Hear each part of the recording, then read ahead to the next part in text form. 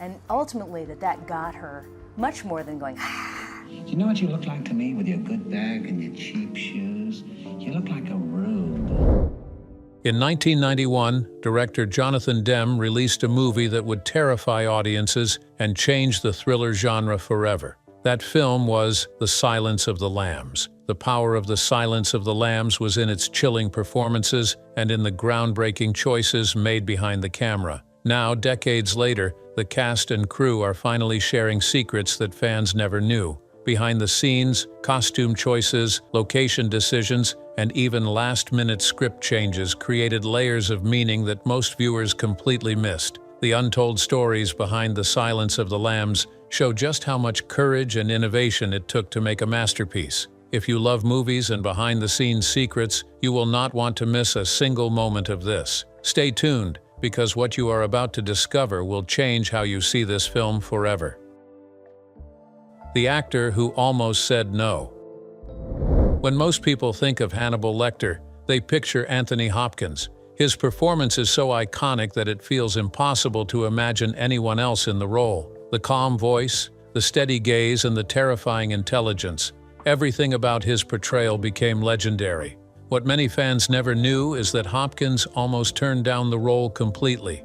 At the time, Hopkins was already a respected actor with a strong career in theater and film. He had worked in Hollywood for years but was known more for serious dramatic roles than for playing villains. When the script for The Silence of the Lambs arrived, he was not immediately interested, but changed his mind later on. Hopkins read the script multiple times before making his decision. He saw that Hannibal Lecter was not just another movie monster. The character was intelligent, cultured, and strangely charming. Lecter was a psychiatrist who understood the human mind better than anyone, yet he had become a cannibalistic serial killer.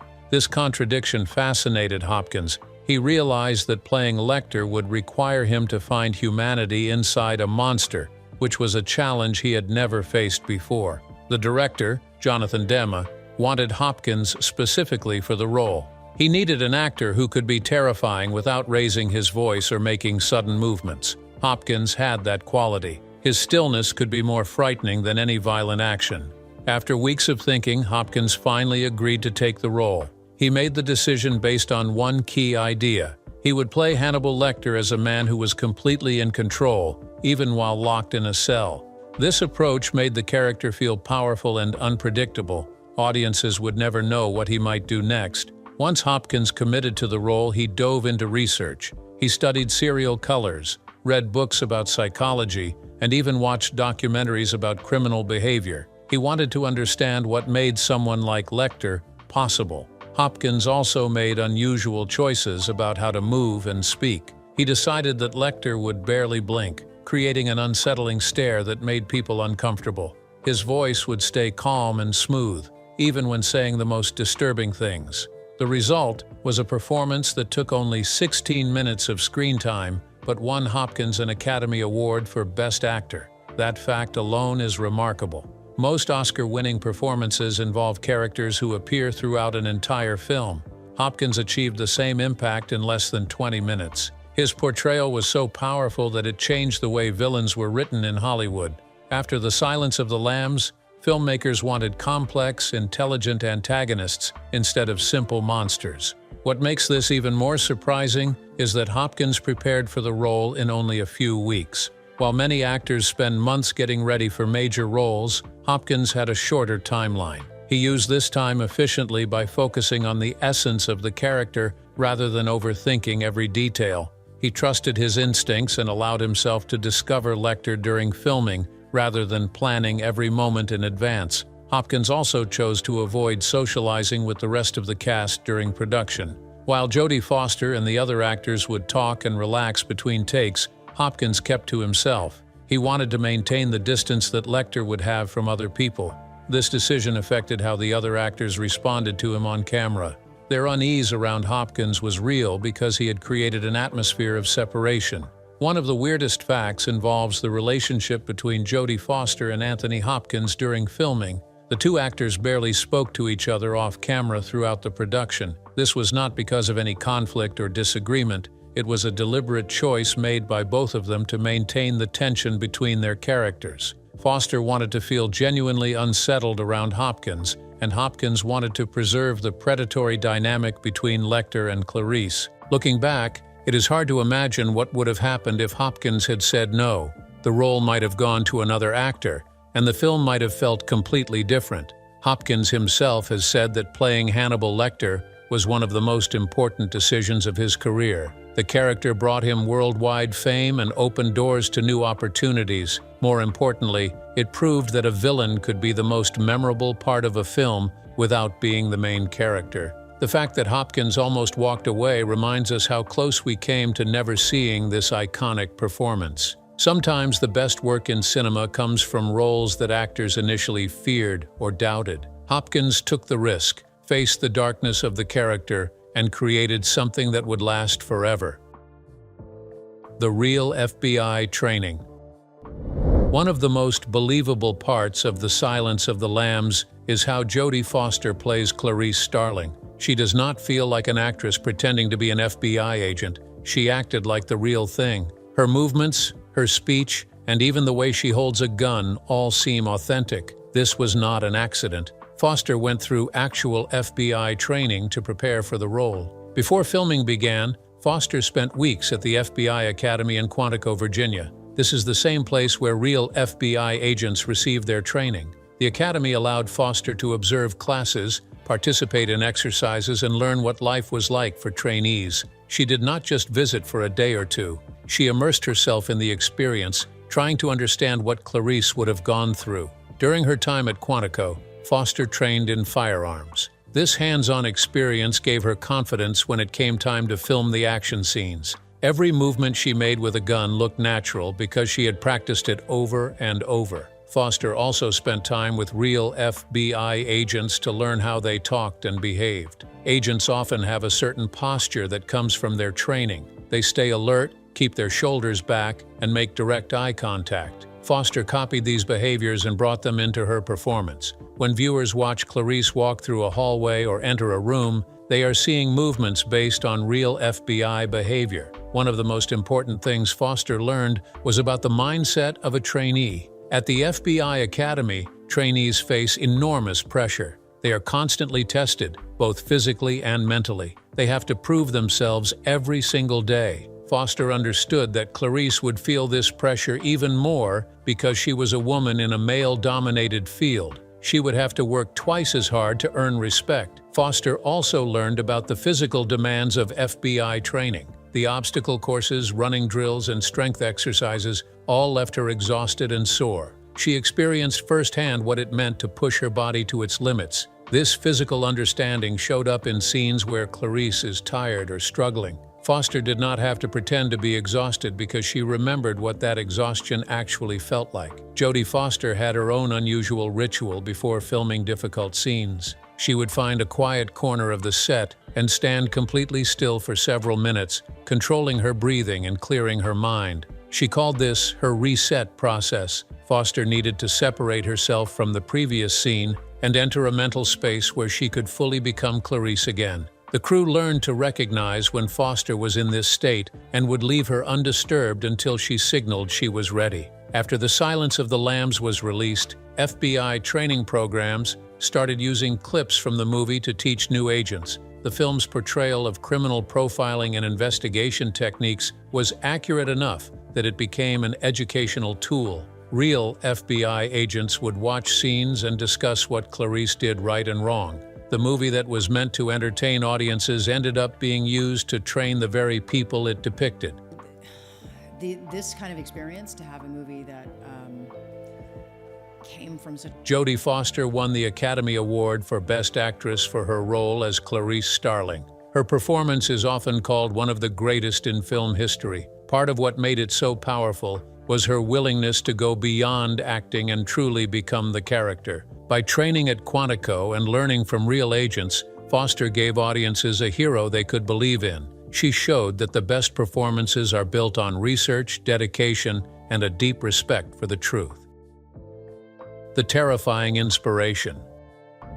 Anthony Hopkins created one of the most chilling villains in movie history, but where did he find the inspiration for Hannibal Lecter? The answer is both fascinating and unsettling. Hopkins based his performance on several real people, blending different qualities to build a character who felt disturbingly real. One of the main inspirations came from a voice. Hopkins once heard a recording of a man speaking on a television interview. The voice Hopkins heard belonged to Truman Capote, the famous American writer. Capote had a distinctive way of speaking. Hopkins studied recordings of Capote and borrowed elements of his speech pattern. However, Hopkins also added his own touches. He made Lecter's voice slightly more formal and gave it a hint of a Baltimore accent, since that is where Lecter was from in the story. The combination created a voice that felt unique and memorable. Hopkins explained in several interviews that he also studied the behavior of certain criminals he had read about. He noticed that some of the most dangerous people in history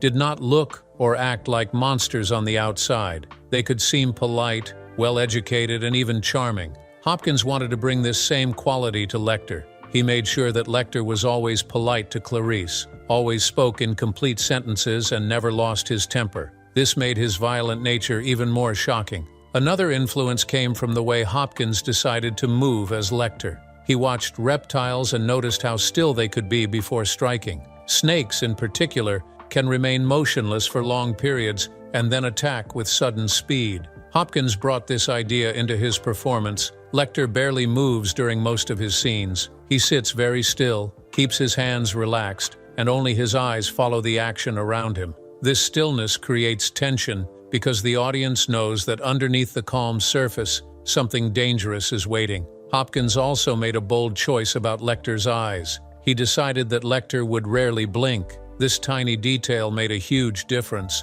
When someone does not blink normally, it feels wrong. It makes the person seem less human. Hopkins practiced keeping his eyes open for as long as possible during filming. The result was an unblinking stare that made everyone uncomfortable. Hopkins spent time alone before filming his scenes to get into the right mindset. He would isolate himself and focus on becoming Lecter. Some actors like to joke and relax between takes, but Hopkins stayed in character. He wanted to keep the intensity alive. This dedication affected everyone on set. When Hopkins was filming, the atmosphere changed. People spoke more quietly and moved more carefully. Even though everyone knew it was just a movie, Hopkins made Lecter feel real and present. One of the most famous moments in the film came from Hopkins' preparation for one particular scene. In the sequence where Lecter escapes from his temporary cell in Memphis, he attacks and kills 2 guards in an incredibly violent manner. The scene is brutal and shocking. What most people do not know is that Hopkins listened to music to prepare for this moment. Specifically,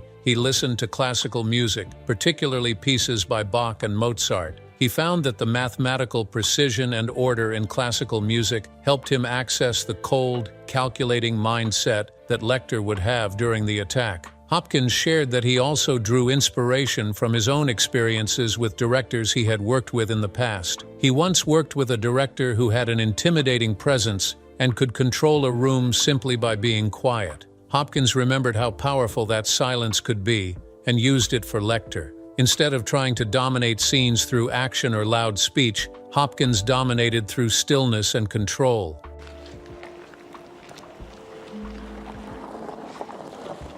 The inspiration for Hannibal Lecter did not come from one single source. It came from observations, research, and creative choices that Hopkins made throughout the process. The result was a villain who changed the way movies portrayed evil. Lecter proved that the most frightening monsters are not the ones who scream and chase. They are the ones who sit still, smile politely, and look you straight in the eye. The basement that was real. One of the most terrifying sequences in The Silence of the Lambs happens at the end of the film. Clarice Starling enters a dark basement, searching for the killer known as Buffalo Bill. The production team searched for months to find the right location for Buffalo Bill's house. They needed a place that felt isolated, old, and genuinely disturbing. They eventually found a house in rural Pennsylvania that fit perfectly. The house was not built for the movie.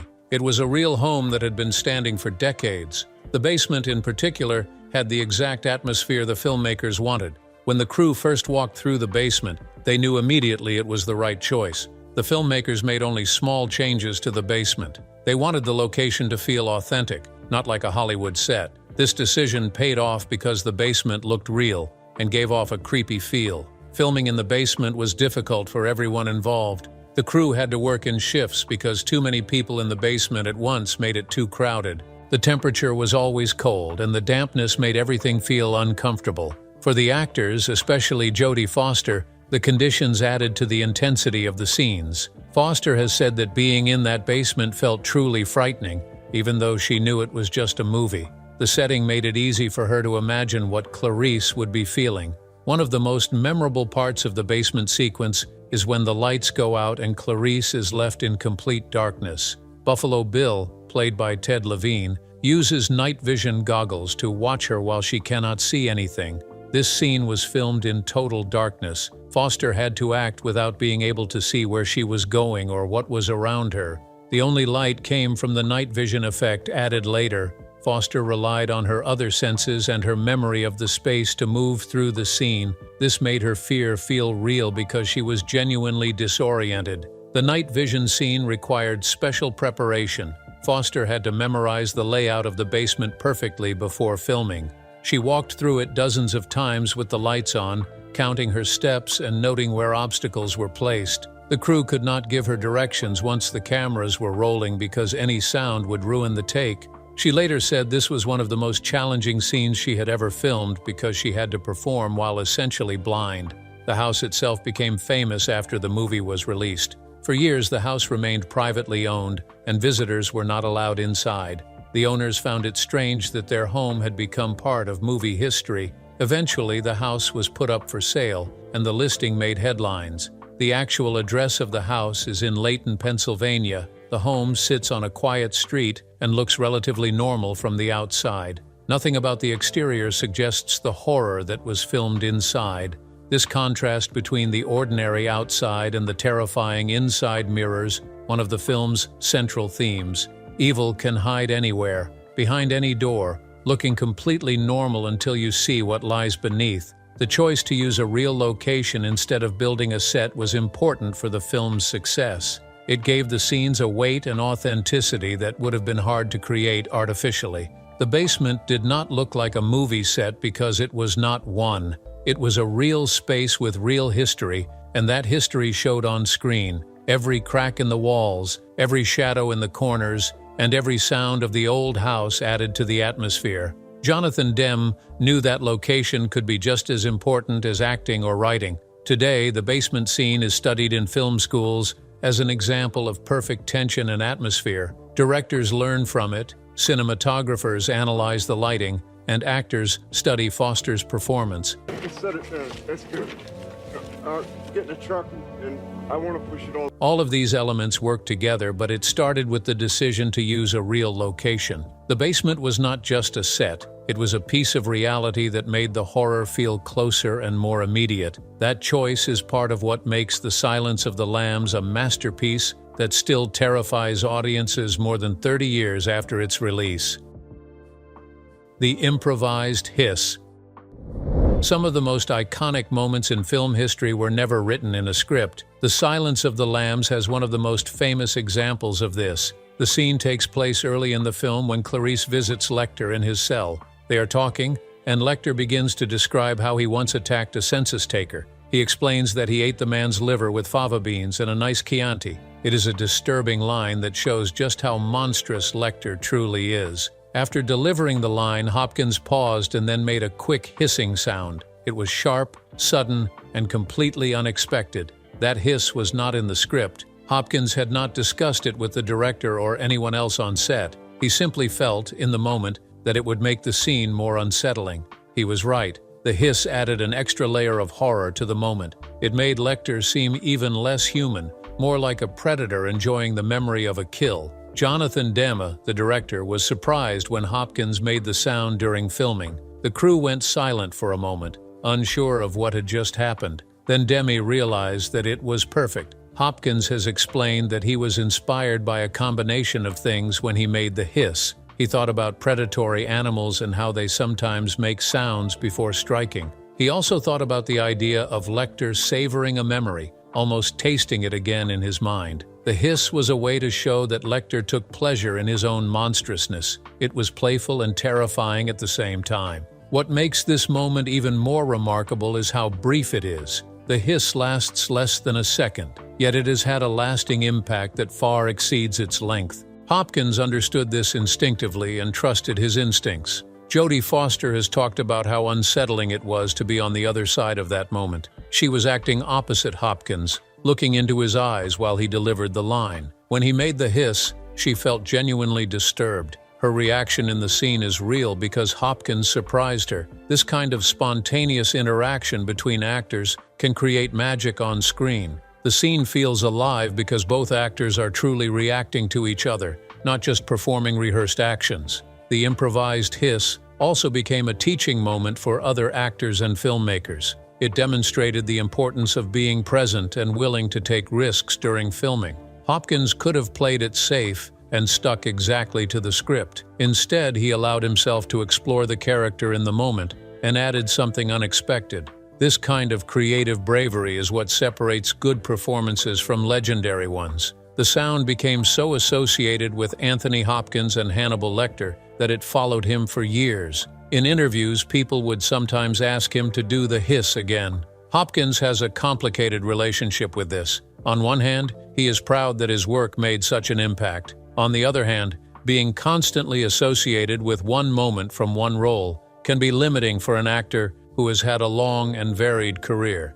Interestingly, the hiss was almost removed during editing. They suggested cutting it or replacing it with something else. Jonathan Demme fought to keep it in the film. He understood that the strangeness was exactly what made it powerful. The hiss was uncomfortable, and that discomfort was the point. Demme's decision to trust Hopkins's instinct and keep the sound proved to be one of the best choices made during the entire production. Still, the hiss remains one of the most memorable sounds in film history. It is a reminder that great art often comes from taking chances and trusting creative instincts. Hopkins took a risk, made a strange sound, and created a moment that will be remembered forever. The improvised hiss is more than just a creepy noise. It is a symbol of what can happen when talented artists are given the freedom to explore and experiment. It shows that sometimes the best ideas are not planned. They simply happen when someone is brave enough to try something new. The moth that meant everything.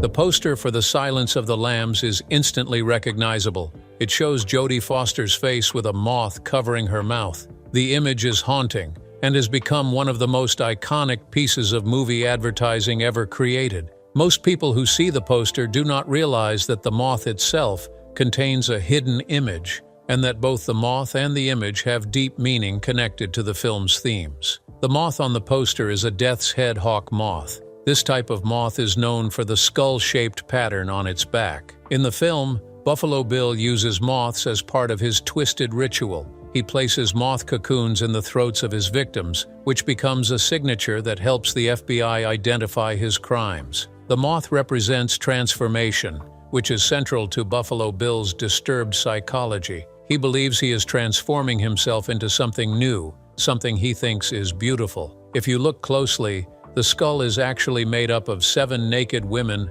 posed to create the shape. This image comes from a famous photograph taken by Salvador Dali and Philippe Halsman in 1951. The photograph was called In Voluptas Mors, which means in pursuit of pleasure, death. The use of this image in the poster adds another layer of meaning. It connects themes of death, desire, and the human body, all of which are central to the film's dark story. The decision to use this specific moth and this specific image was carefully planned. The moth covering Clarice's mouth suggests silence, which connects to the film's title. It also suggests danger and transformation. The hidden image of the women forming a skull adds a sense of mystery. Inside the actual movie, moths appear several times. Buffalo Bill keeps them in his basement, raising them from cocoons. He sees them as symbols of change and rebirth. His obsession with transformation drives his crimes as he tries to create a new identity for himself. The moths are delicate and beautiful, which contrasts sharply with the violence of his actions. This contrast is part of what makes the film so disturbing. It takes something that should be innocent and turns it into something sinister. Real death's head, hawk moths, were used for close-up shots. The moth that crawls out of the victim's throat in one scene was a real, living moth. The production team had to work with insect handlers to ensure the moths were treated humanely and could be used safely on set. Some of the actors were genuinely afraid of the moths, which added to their performances. The prison that changed everything. The scenes where Hannibal Lecter is held in captivity are some of the most memorable in the film. The prison where he is kept was actually a real prison. The prison scenes were filmed at the Baltimore State Hospital for the Criminally Insane, a real facility that had been closed down before filming began. When the production team first scouted the location, they found it perfect for their needs. The long corridors, the heavy steel doors, and the oppressive atmosphere were exactly what they needed to bring Lecter's world to life. The building itself had an energy that affected everyone who worked there. Crew members reported feeling uncomfortable during filming. Some of the original cells still had scratches on the walls from former inmates. These details were left untouched because they added to the realism of the scenes. When Clarice walks down those corridors toward Lecter's cell, she is walking through a space where real criminals once lived. The production team made minimal changes to the interior. They cleaned up some areas and added lighting equipment, but they wanted to preserve the authentic feel of the place.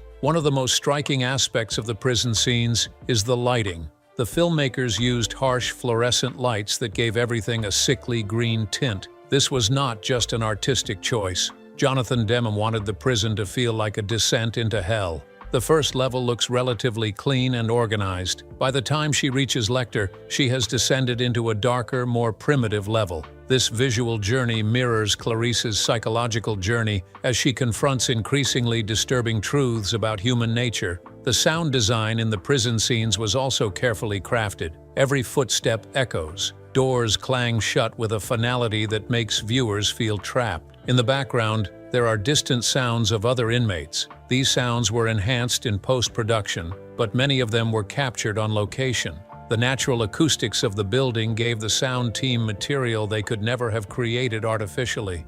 Using a real prison instead of a set had challenges. The building was not designed for film production, so getting equipment in and out was difficult. Some areas were too narrow for standard camera setups, forcing the crew to use smaller cameras and creative angles. Despite these difficulties, everyone agreed that the authenticity was worth the inconvenience. After the film was released, the Baltimore State Hospital became a landmark for fans of the movie. Although the building is not open to the public, people still visit the exterior to see where those iconic scenes were filmed. The facility has since been demolished, making the footage from The Silence of the Lambs a historical record of a place that no longer exists. They could have built a prison set in a comfortable studio with perfect lighting and easy access. Instead, they chose the harder path because they knew it would make the film better. That dedication to authenticity is one reason why The Silence of the Lambs still feels so powerful today. The prison was more than just a location.